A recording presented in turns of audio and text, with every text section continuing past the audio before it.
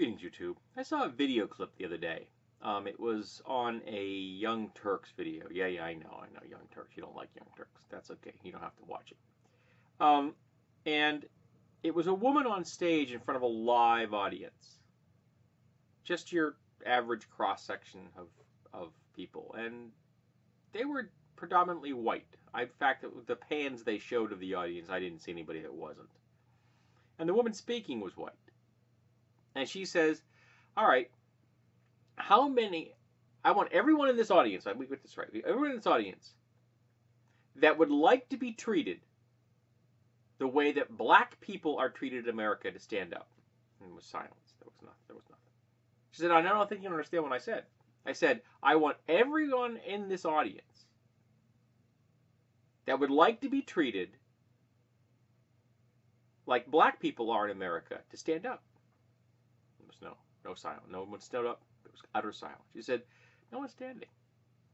You're all silent. Which means you know how black people are treated in America. And if you aren't doing something about it, if you aren't facing that, if you aren't fighting that, then you are part of the problem. I'm paraphrasing here. I'm not the best with my memory. And that's a very powerful message. Because online, when we have anonymity, at least some of us have anonymity, I apparently can't say that word, I'm showing you my face. So I don't have as much. I'm not anonymous.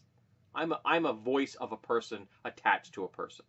But lots of people on the internet are just text on social media, whether it's Tumblr or Instagram or Twitter or YouTube or the comment section of any article out there. All of the social medias out there that exist are almost always anonymous. And so the trolls and the bigots can come out because they don't have to look somebody in the face and say the same thing. Now, of course, there are people that will do that. They are the torch-wielding neo-Nazis in the streets, for example. But your average bigot won't. And even though the average bigot will spew all these things about how they think that minorities have all the breaks in America, they had been sitting in that audience when that woman asked that question or made that statement, their asses would have stayed firmly in those seats because they know and they don't want to be treated the way black people are in America.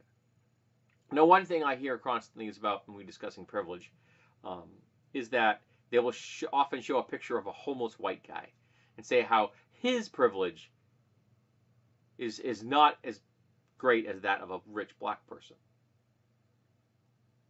And you're correct on the economic scale, on the social scale, on some levels of the social scale.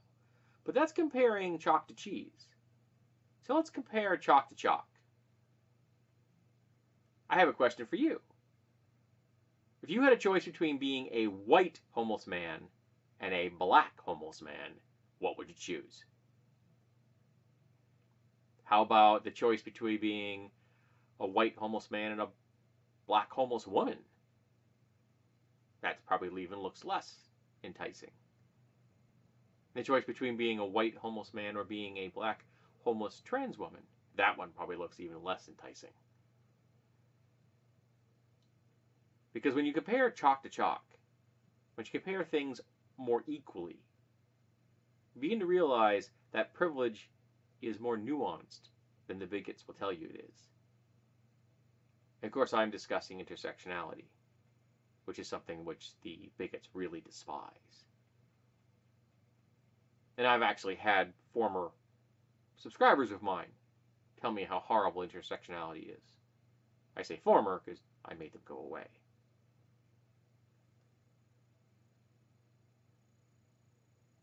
White America knows, and they are either silent or when they have the mask of anonymity, they voice their true, ugly selves. They don't want to be treated like black people.